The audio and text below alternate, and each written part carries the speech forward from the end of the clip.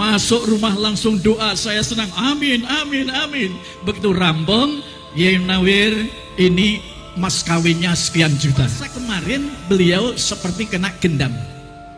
Didatangi 5 Habib, minta 10 juta. Jadi kalau PBNU tetap menolak bahsul masail, masalah nasab, ini jangan-jangan dosanya yang akan memikul PBNU. Menggugah dan bisa benar-benar bangkit PBNU untuk bisa melaksanakan bahsul masail. Kalau tidak mau, gerutuk oleh Banser, Ansor, Pagar Nusa, Mbah Kiai Miftahul Akhyar, Gus Yahya, ini mampu atau tidak memimpin NU? Untuk pengalaman Yai itu yang seperti tadi, itu bukan hanya Yai, banyak sekali. Saya pun pernah itu. Saya ada salam dari Sunan Gunung Jati Syarif Hidayatullah, ada salam dari Sunan Gunung Jati suruh ngasih tongkat gitu. Diam aja kan sayanya. Ya udah, ini kan tongkat dari kakek ini kan. Kiai, kenapa? Ada apa? Duitnya ya. Nah, duit apa ini? Tongkat dari Sunan Gunung Jati dikasih sama cucunya. Ya ini kan tongkat kakek saya. Tapi dari sana kemari kan bawa duit, bawa ongkos, perlu ongkos gitu.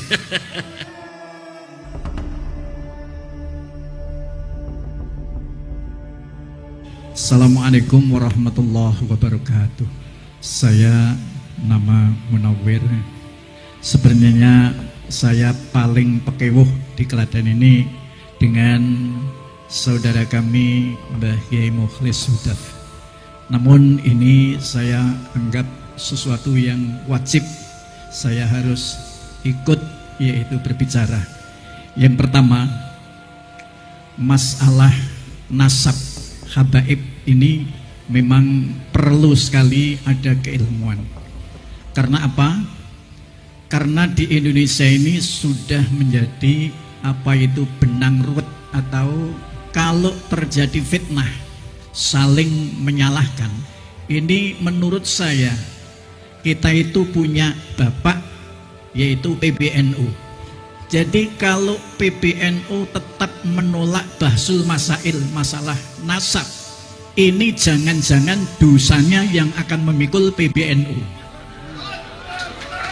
Ini satu kami sampaikan pada Akhinal Karim Kiai Haji Imaduddin untuk langsung, yaitu nanti apa itu bagaimana PBNU harus bisa melaksanakan bahsul masail.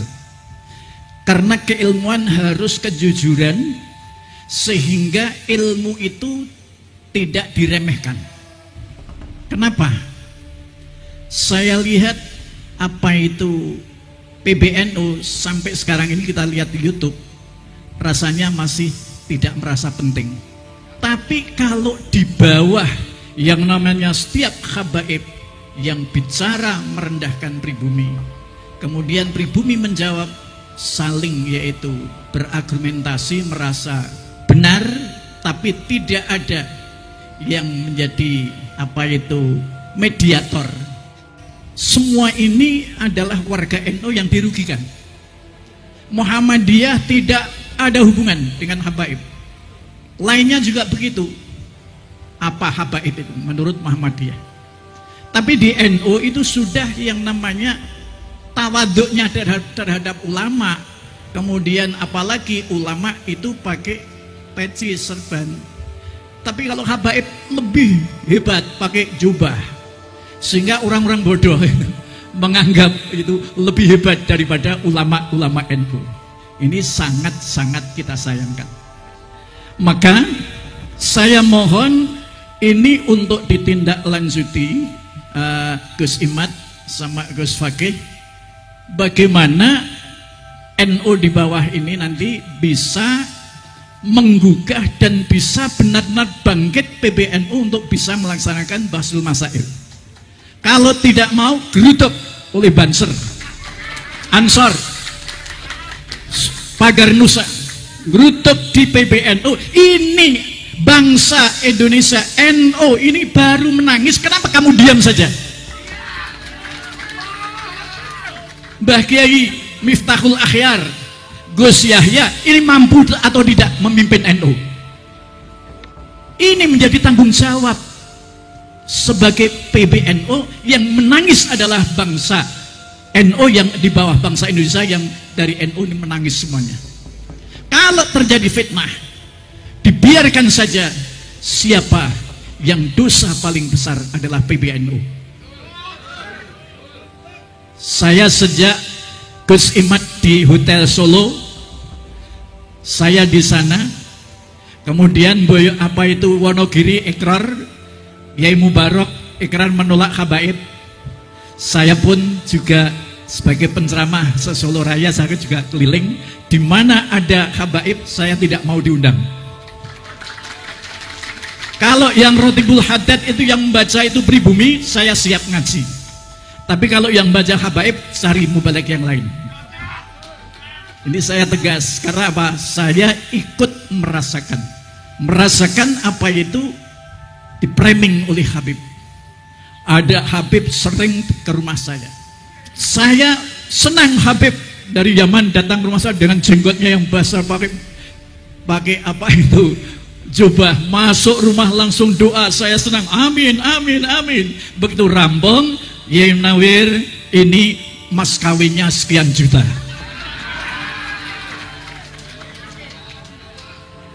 Baru puasa kemarin saya ngaji di pondok pesantren Al-Falah Sukoharjo. Yai siapa itu? Sing Mayang itu, Mas Setio itu kan teman saya. Saya dulu itu sejak awal pesantren kok tarweh 11 tak sengeni. Akhirnya tarweh 13. Pondok pesantren harus tarweh 13. Akhirnya saya diberi beban oleh Mas Setio, pokoknya jenengan setiap Ramadan harus di sini atau itu ngimami tarweh 11 atau 13 karena saya yang merubah. Kemudian puasa kemarin beliau seperti kena gendam, didatangi 5 Habib minta 10 juta, masuk rumah berdoa, kemudian minta mas kawin seperti tidak sadar. Setelah tidak sadar, istrinya suruh ambil ke ATM, ambil 10 juta berikan. Setelah keluar, sudah pulang, Mas Setio itu, Kiai Setio itu gelo. Loh, saya kok nggak sadar sama sekali. Jadi kalau di sini apa itu sampai itu kemana-mana, ini akan jadi korban orang-orang NU. Kalau itu minta tidak menentukan, itu sudah sikapnya para kiai, mesti tamu habaib mesti disangoni. Tapi kalau sudah meminta sekian juta, maka itu sudah melanggar hukum. Inilah yang kita khawatirkan. Kalau kita yang didatangi masih bisa bicara, bisa membantah, bisa padu sama saya, sampai kalau Anda memaksa akan saya panggil kantor polisi untuk kesini. Siap saya panggilkan lewat HP. Dia takut, akhirnya pamitan. Tapi uang yang sudah saya siapkan tadi sabut ke, apa ini? Nggak ada 7 juta. Kemudian akan pulang, yuk dibawa. Seadanya dibawa. Inilah kenapa saya sampai harus bicara begini, karena memang saya dengar di mana-mana. Seperti saya masih mengenal, saya itu masih dulu sering mengantarkan ngaji Mbah Kiai Sa'dullah Romone, Mas Kiai Mufidnya. Dia pernah bercerita juga begitu cerita yang begitu, Masya Allah. Oleh karena itu saya mohon Gus Imad, Gus Fakih dan Gus Kori semuanya mohon, ini benar-benar PB harus bisa menggelar Bahsul Masail keilmuan, jangan diremehkan ilmu. Apa artinya ajang Bahsul Masail di PB kalau satu ilmu ini ditutup? Masalah habaib, masalah nasab ditutup, berarti PBNU tidak jujur. Maka itu wajib digerutuk, harus bisa menyelenggarakan Bahsul Masail. Percuma Gus Imad setiap hari keliling kemana-mana, tapi hanya di ekornya kopat kapit neng isor, neng dhuwur dia hanya ketawa-ketawa. Inilah yang perlu kami sampaikan. PB harus memfasilitasi adanya Bahsul Masail, harus sukses. Kalau tidak sukses, apakah pasukan Wali Songo tidak bisa punya kekuatan untuk bagaimana PBNU melaksanakan Basul Masail. Gunakan pasukan untuk menyadarkan PBNU untuk menyelenggarakan Basul Masail. Karena apa? Itu kunci. Kalau nanti sudah digelar di PB, nggak usah Gus Imad itu kelali kemana-mana. Sudah ini hasil muktamar, hasil apa itu Basul Masail PBNU, itu sudah langsung berikan pada habaib. Sing rewel, inilah hasil PBNU, ini hasil Basul Masail PBNU. Itu sudah cukup sehingga tidak terjadi fitnah yang menjadi apa itu saling menyalahkan. Kadang-kadang lucu. Saya itu kenal akrab dengan Habib Novel. Habib Novel itu juga sembrono. Siapa yang mengkritik Habib? Iblis.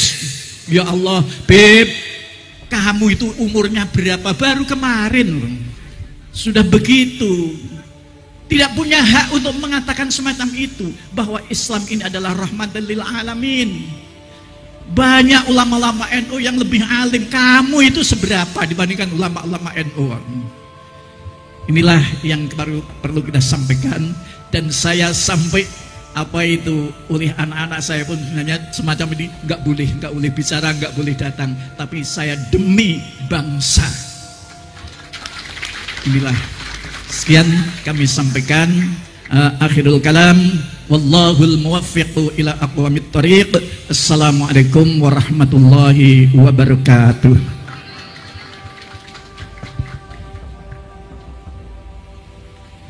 Terima kasih kepada Yai Munawir, Akwan PCNU ya, Katib ya, Wakil Katib PCNU Klaten.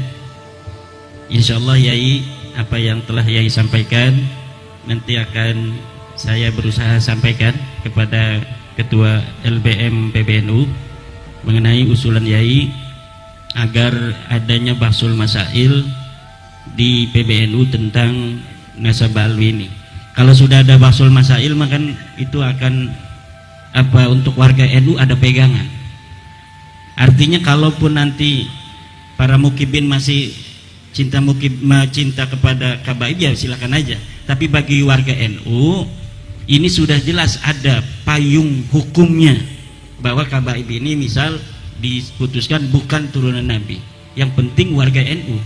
Tanggung jawab kita ini kan kepada warga NU. Kalau dia masih tetap kekeh mengaku cucu Nabi, ya silakan saja masing-masing. Kalau sudah ada Basul Masail untuk kemaslahatan warga Nahdlatul Ulama. Tapi karena saya cuma anggota Basul Masail, lembaga Basul Masail PB, jadi tidak bisa mengundang.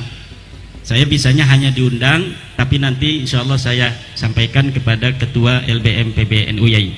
Makasih untuk pengalaman Yai itu yang seperti tadi, itu bukan hanya Yai, banyak sekali. Saya pun pernah itu.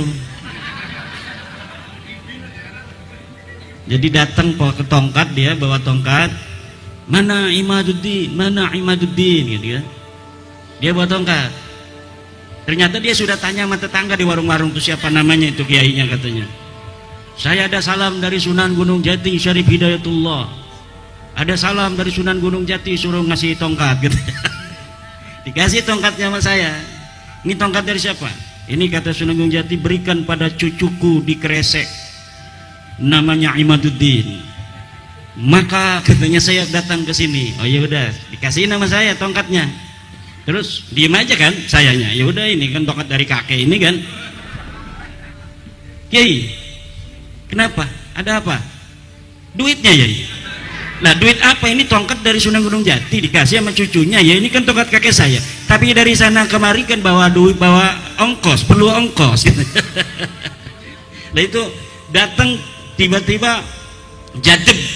Nah itu sering sekali jadeb seperti tadi itu. Doa Allahumma sholli ala sayyidina Muhammad dan sebagainya. Nah itu fenomena yang terjadi, dan mungkin apa hal-hal yang seperti itu tidak hanya terjadi pada 1-2 orang. Mungkin bukan hanya di Pulau Jawa, di pulau lain juga begitu. Dan ini yang mesti kepada para bukan hanya PBNU sebenarnya, menurut saya negara pun harus memperhatikan ini. Karena kita ini bukan hanya warga NU, tapi juga bangsa Indonesia yang kita wajib untuk dilindungi, baik badan kita, pikiran kita, maupun seluruh yang apa ada di dalam diri kita. termasuk harta dan benda kita, itu wajib dilindungi oleh negara. Makanya tugas ini bukan tugas PBNU, negara pun bertanggung jawab untuk melindungi kita dari perkabiban ini. Demikian dari saya.